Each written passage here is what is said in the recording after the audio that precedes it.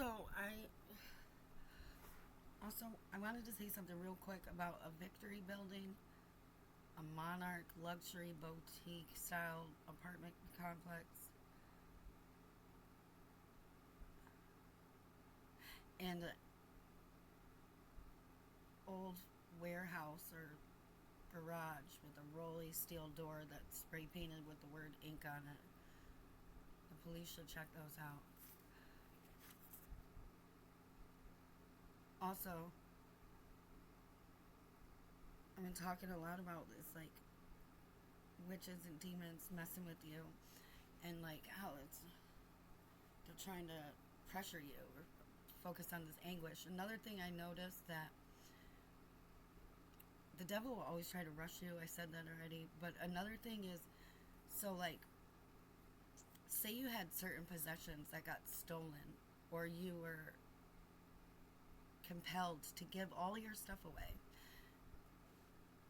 Even things you wanted to keep, somehow you just find yourself giving all of your stuff away. And then you see it later in like a video. So, like your glasses, your pictures, your clothing, or you'll have like a trigger a memory almost, like a little. I call it blockbuster. So I'm like talking to you here, but it's like a movie over here. But anyway, so it's like. So my friends used to say, Brianna, you're eating movies. Stop eating movies. But again, those movies can be helpful, but they can also hurt you. So because again, what is the what is it trying to get you to focus on? What's the trigger? You're gonna be, for me myself, it was drawing me into these videos. And again, you have to understand that words are spells, and they can program sound frequency behind the music or behind the video. So they're literally like programming you or hypnotizing you or blocking good messages from God. Or, and again, it'll have like this uneasy like vibration underneath your skin. You'll be like anxious or icky, and you'll see things, and the things that you'll, for some reason, the things you need to hear, you'll turn away from. You don't even know why. You'll just be like, oh. And then these other toxic things that are bad that the devil's using but feel familiar or draw you into this confusion. So you're like, do I know this person? Is that my outfit? Are they talking to me? Isn't the whole background of this podcast was all my possessions? And I remember giving them to them, but I also remember being like really confused about why I was giving all this stuff away, because it was stuff I really wanted and worked for, and needed. But again, give freely, and let go of the emotional trigger of trying to figure things out, um, or focusing on, oh, how did I get robbed? How did they get that? How did they this, that, and the third, right? So letting go and trusting God, and knowing that it's a narrow path, right? The narrow path. It's not going to be comfortable. I'm not saying that God is only going to make you uncomfortable. I'm just saying that sometimes you have to go inward and wonder, why am I choosing this action? Why am I seeking this substance or this stimulation or conversation? And again, like I said, the devil will use your family. He will use things that are familiar. He's mostly going to use your feelings to try to rope you in to something that's not necessary, to keep you stuck in a loop, to keep you from evolving.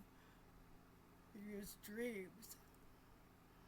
And again, if you stay conscious, stay remembering that God and Jesus will be your substance. They will be your energy. They will be your strength. They will be your clarity.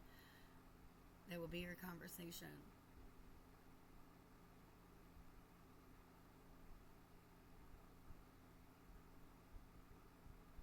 And that's the important part, to just focus on the good, to trust, to sit at his side, him make the enemies your footstool.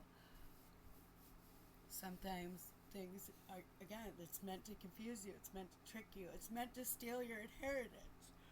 Excuse me. I read somewhere too. So we all associate yawning with boredom or tiredness or lack of oxygen, but it also is your body's response to your brain being overheated. And which is funny because I just watched a video and I'd kind of gotten a headache, and then, but again, I told you yesterday about a video of my kid where she's like, "Oh, you're tired, you're alone." I'm not alone, and I was tired, but it's because of these energy vampires and just life in general. Plus, I was, again, it was a spell. She's trying to trick me into thinking I couldn't do anything. I was weighted down. I was alone, but I'm not alone, and I wasn't weighted down. Nothing more than I could never handle. You know, especially if you stay in that positive mindset. Positive thoughts bring positive things. Like